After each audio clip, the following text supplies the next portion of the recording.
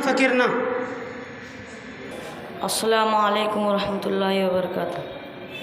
हज़रात सामने इकराम और अज़ीज़ तलबा, सालियाने गुज़िश्ता की तरह एक बार फिर यौम आज़ादी हमारे सामने जलवनुमा का है और हम की खुशियाँ और सलगना मनाने में मगन है। दोस्तों, हम अल्लाह के ज़ात से ये उम्मीद रखते हैं कि जिस तरह यह दिन 76वें साल से अपनी रंगीनी और रानाइयों के साथ रहा है, क़यामत तक इसी तरह आता रहेगा। यौम आज़ादी के आते ही बच्चे स्कूलों और मदरसों में तरानी गुनगुनाते हैं, जोशीली तकरीर करते हैं। हर छोटा बड़ा लीडर यौम आज़ादी में कम अज़ कम एक बयान देना ही चाहता है। आज़ादी की सीरत कायदेबंद सुनाने में अपना पूरा जोर सर्फ कर देती है, लेकिन ये दिन जो पैगाम लेकर आता है उस पर तवज्जो कम लोगों की होती है। कम अखबार और रिसाल में जो मुहसबा करते हैं, कम मुकर्रिरीन हैं जो गुजरे हुए हालात को मौजूदा हालात से मिलाकर नतीजा निकालते हैं। यही वजह है कि आज हमारे नौजवानों, हमारी नई नस्ल, हमारे स्कूल, हमारे मदरसे के बच्चे ये तो जानते हैं कि महात्मा गांधी, सुभाष चंद्र बोस, अबुल कलाम आज़ाद कौन थे और उन्होंने क्या किया।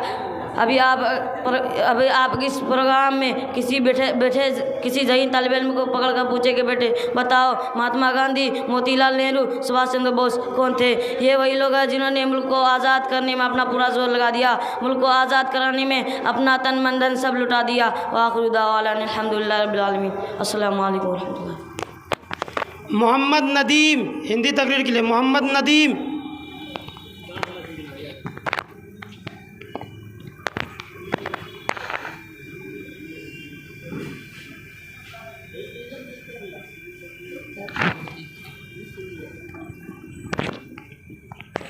अस्सलामुअलैकुम वरहमतुल्लाहि वबरकातुहू।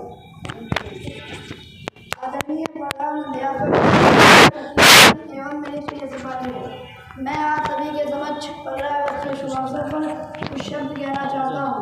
इसमें जो भी त्रुटियाँ और रिकॉर्डिंग वाला है। जैसा कि आप सभी जानते हैं कि आज का दिन 15 अगस्त यानी कि स्वतंत्रता दिवस का दिन है।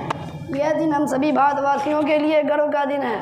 आज भारत को स्वतंत्रता प्राप्त हुए 76वां साल हो गए, लेकिन आज से करीब 100-150 साल पहले जब हमारा देश अंग्रेज़ों का गुलाम था, तब हम भारतवासियों को कितने अत्याचार सहने पड़ते थे। कोई भी व्यक्ति अपनी इच्छा अनुसार जीवन व्यक्त नहीं कर सकता था। ऐसी विशेष परिस्थितियों में हमारे देश में ऐसे वीरों का जन्म होता है जिन्होंने देश की रक्षा की।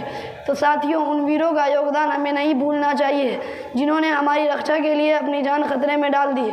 अब हमारा देश कभी किसी का गुलाम ना हो, इसलिए हम सभी भारतवासियों को एकता के प्रति बलिदान होने की भावना होनी चाहिए।